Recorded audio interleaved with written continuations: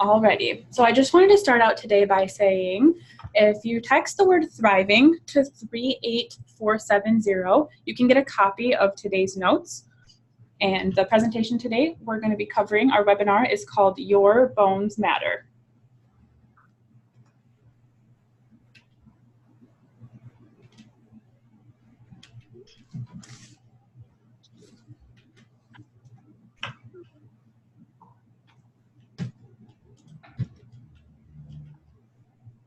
Okay.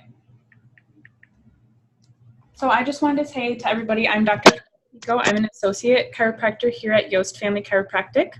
I am motivated in helping others to achieve better health and wellness, and I hope this webinar is helpful for you guys today. If you have any questions during our time together, please feel free to post them below. Let me ask you a question. On a scale of 1 to 10, how much do you feel you know about bones? You can go ahead and share in the group in the chat box right in here. We have a lot to cover today, so let's go ahead and dive right in. Your skeleton has many jobs. It moves you. It protects your brain, your heart, your lungs. It also makes blood cells. It stores and regulates minerals as well. So we're going to start with the bare bone facts. Before getting too in depth, I wanted to share some facts about bones. At birth, we have 270 soft bones, and as we grow, some of these fuse together, which leave the adult human body with 206 bones, 26 of which are each foot, and 54 in each hand and wrist. Arms are the most commonly broken bone, accounting for almost half of adults' broken bones. The collarbone is the most commonly broken bone among children. This is often commonly happens during the birthing process.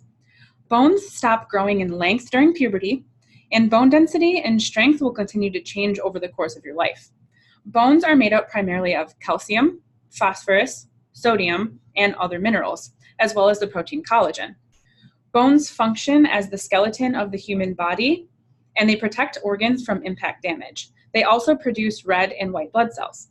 We'll get into more detail as we move forward. You'll notice throughout this webinar, I say we instead of I, and I wanted to address that at this time. I have a quote that I look at every single day, and it says, if you replace I with we, even illness becomes wellness. And I love that quote, and it's something that I like to live by. So you'll often hear me say we, and that's okay. The many functions of your bones. So you may not know this, but bones are living, active tissues that are constantly being remodeled. They support the body structurally, they protect our vital organs, and they allow us to move. Additionally, bones provide an environment for bone marrow, where blood cells are actually created, and they act as a storage area for minerals, particularly calcium.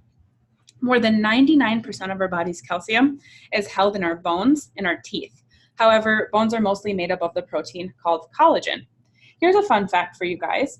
Ounce for ounce, bone is actually just as strong as steel. I thought that was pretty cool. The structure of bones. So bones have an internal structure similar to a honeycomb, which makes them very rigid but relatively light at the same time. So bones are comprised of two types of tissue. A hard outer layer that is dense, strong, and durable, called compact or cortical bone. It makes up 80% of adult bone mass. The second type is called cancellous or spongy bone.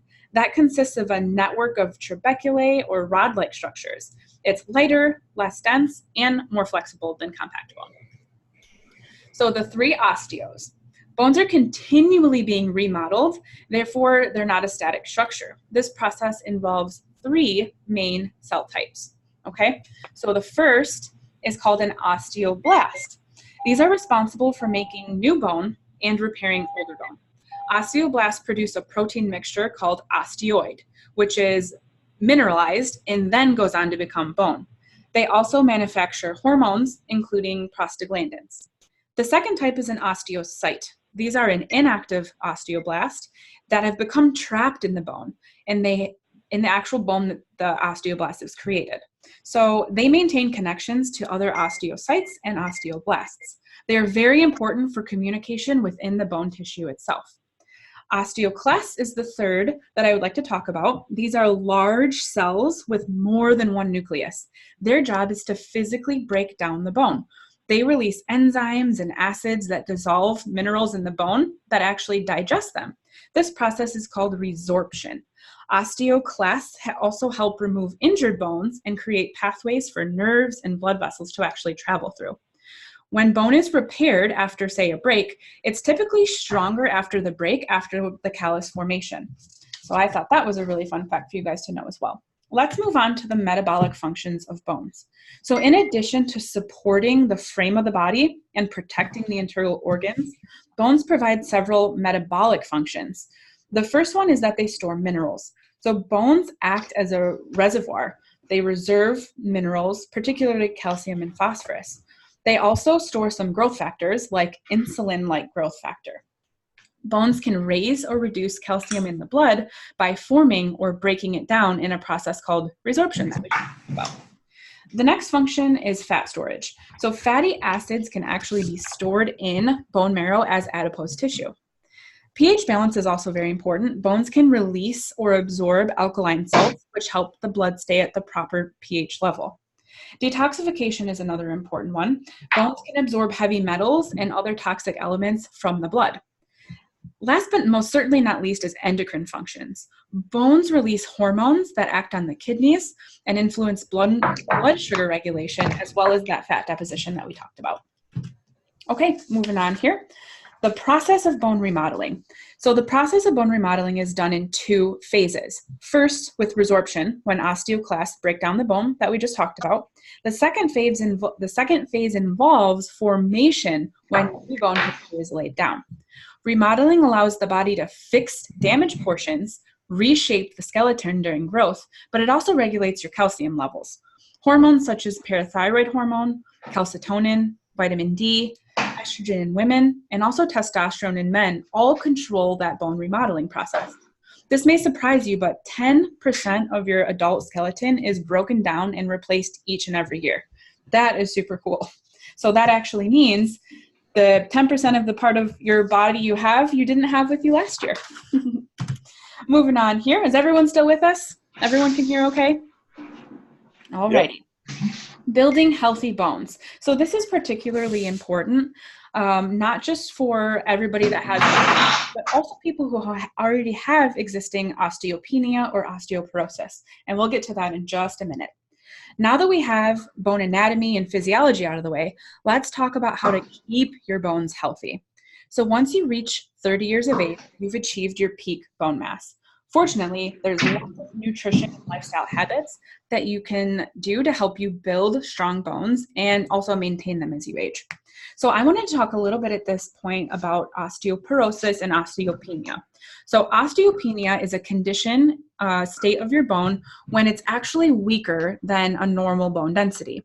This can turn into osteoporosis if you're not working on building healthy bones every day. Osteoporosis literally translates to porous bone. So it's a bone disease in which both the density and the quality of the bone is reduced.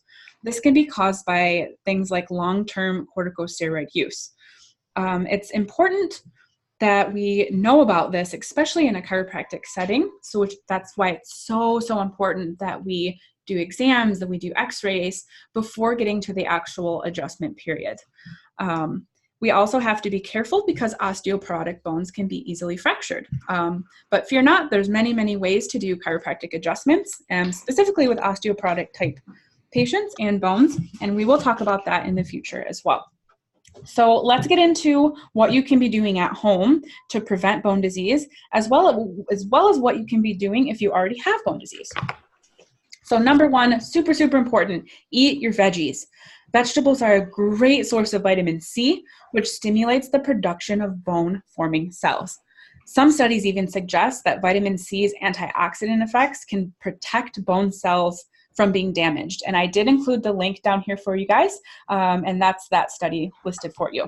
So bone density describes mineral density, and vegetable intake increases your mineral density, leading to stronger bones. Okay, very important. Get moving. Strength training and specifically weight-bearing are essential for bone health. One of the best types of activity for bone health are weight-bearing or high-impact exercises, which promote the formation of new bone. Studies in older men and women who performed weight-bearing exercises showed increases in bone mineral density, bone strength, and bone size, as well as reductions in markers of bone turnover, as well as inflammation. Some great weight-bearing exercises can be Tai Chi, yoga, hiking, or even getting out in the greens and playing golf. Moving on here, getting the right balance. Protein is essential to bone health. However, getting too little or too much can cause adverse effects. Approximately 50% of bone is made up of protein. Research has shown that low protein intake may affect the rate of bone formation and breakdown. Okay? High protein diets may come with their own risks, though. Concerns have been raised that high protein diets can leach calcium from the bones in order to counteract that increased acidity in the blood. However, with adequate intake of calcium, this typically is not an issue. Okay, let's move on to talk a little bit about high calcium foods.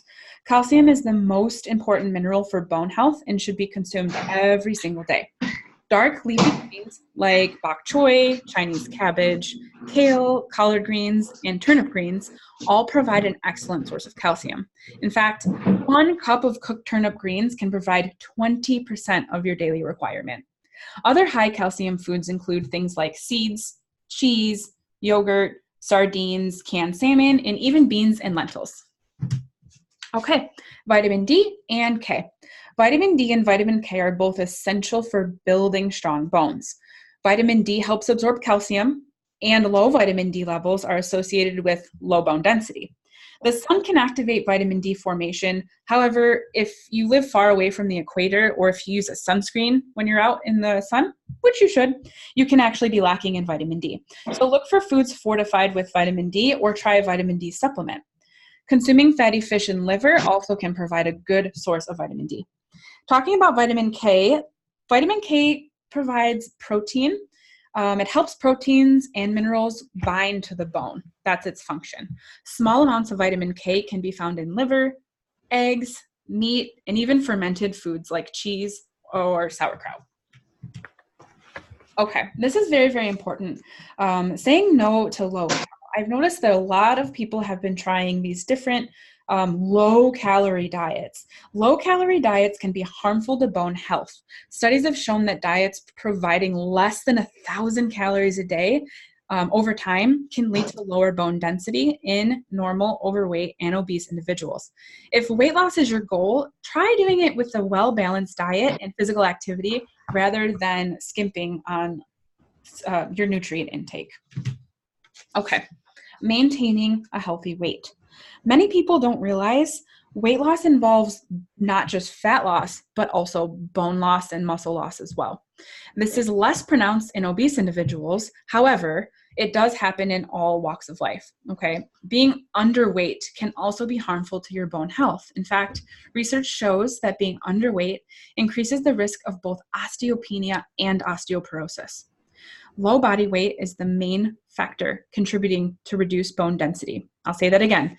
Low body weight is the main factor contributing to reduced bone density and bone loss in postmenopausal women. Okay. Additionally, yo-yo dieting can be harmful since the repeated loss and regaining of weight is very, very detrimental to your bone health. Okay. Moving on here, magnesium, potassium, and zinc. While calcium is king when it comes to bone health minerals, a number of other minerals also play a role. Magnesium plays a crucial role in converting vitamin D into the active form that promotes calcium absorption.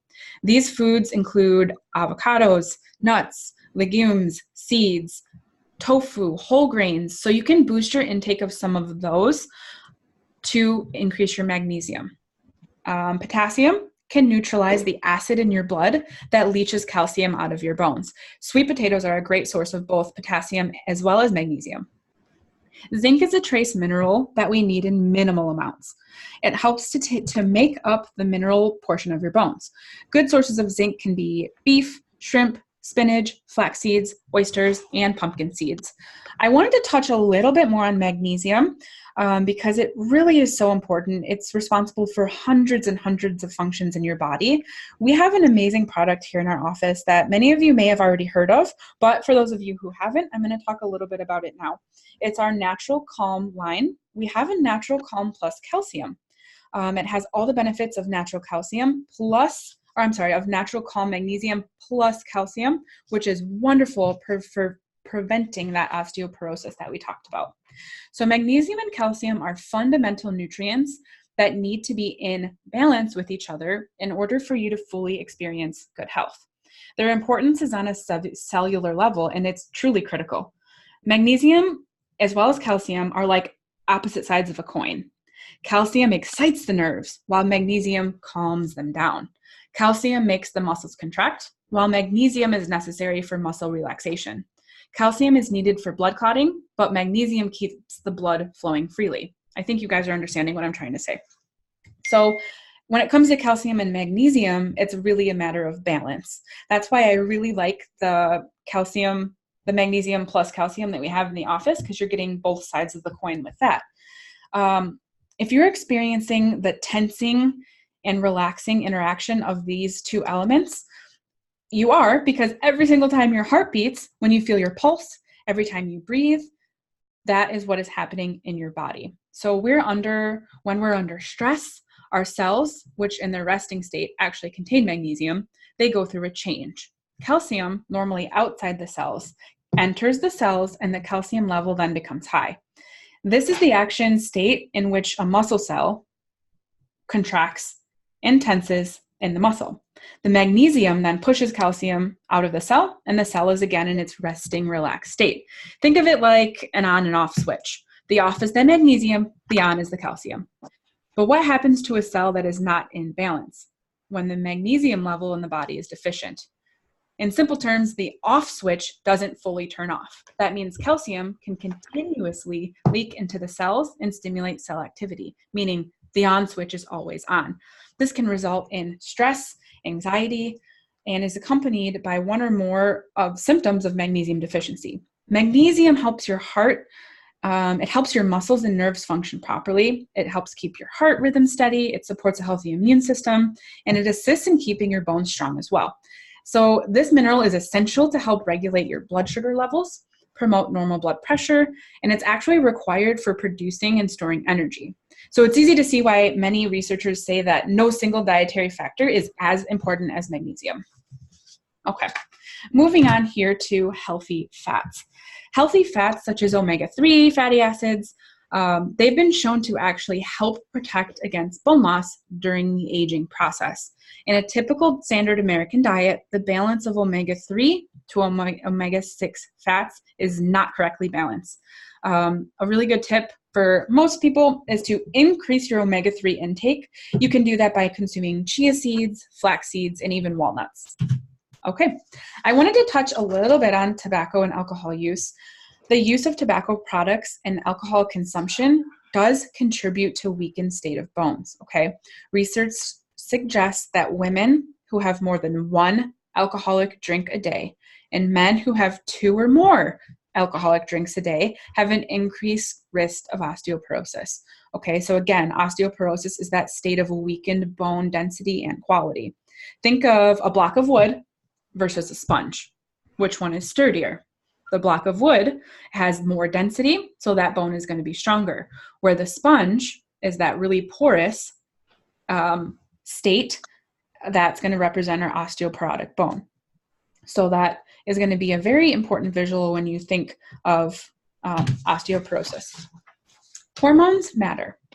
In women, bone density decreases dramatically at menopause due to dropping estrogen levels. The prolonged absence of menstruation before menopause also increases the risk of osteoporosis.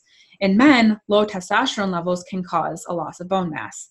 Our functional medicine doctors at Yost Wellness Center can actually test your hormone levels and help determine the best course of action if your levels are low.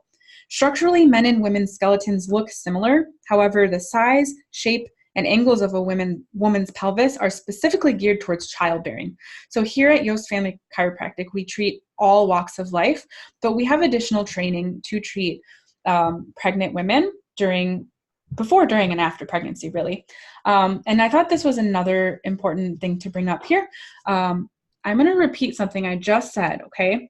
So in women, bone density decreases dramatically after menopause due to dropping estrogen levels, okay? So women after menopause, it's going to be especially important for you guys to be getting both of your magnesium and your calcium in every single day, okay? Moving on, consider taking a collagen supplement.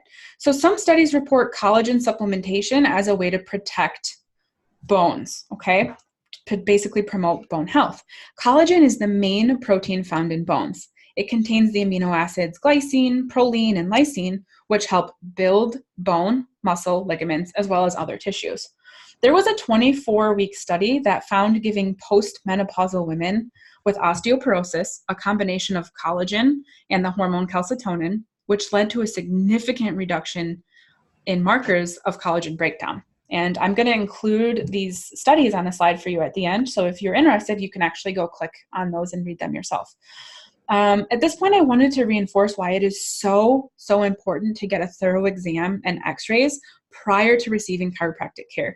Here in our office, we go by the motto, we test, we don't guess. And I think that's really important. We do that for a reason. Some people have no idea that they have things like osteoporosis or a handful of other bone type issues until they get an x-ray. And I just like that we're extra thorough here at Yost Family Chiropractic.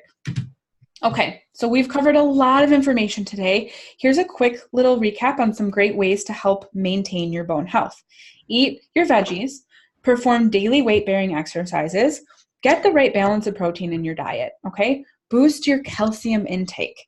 Eat foods that have vitamin D, vitamin K, magnesium, potassium, and zinc. Avoid those low-calorie yo-yo type diets. Ditch the tobacco, just right out the window. Talk to your doctor about hormones. Like I said, on our functional medicine side, our doctors here in the office actually test for that. You can also try using a collagen supplement. I wanted to mention that even if you do have low bone density, you are still 100% safe to see a chiropractor. There are many safe low force adjustment techniques that work great for osteoporosis. Okay, here is that page that has all of these links attached for you here. And I just wanted to remind you that if you text THRIVING to 38470, you can actually get a copy of these notes sent for you today. Thank you so much for taking part in this experience. As the information sinks in and you have some questions, you can feel free to post them below or contact me directly. If this video was helpful, please share with your friends or your family. You can get a copy of these notes, like I said, sent to you. It has been an absolute pleasure meeting with you guys today. If you have any questions or want to set up an appointment, you can give us a call at 515-278-9678. I hope you guys have a great day.